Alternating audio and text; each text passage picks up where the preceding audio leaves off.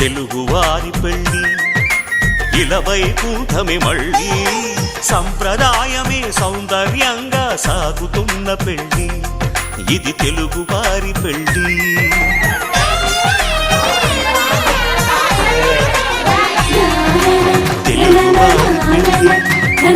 ఇలవైకుంఠమే మళ్ళీ సంప్రదాయమే సౌందర్యంగా సాగుతున్న పెళ్ళి ఇది తెలుగువారి పెళ్ళి ఒకరికి ఒకరని అనుకుంటే అదే నిశ్చితార్థం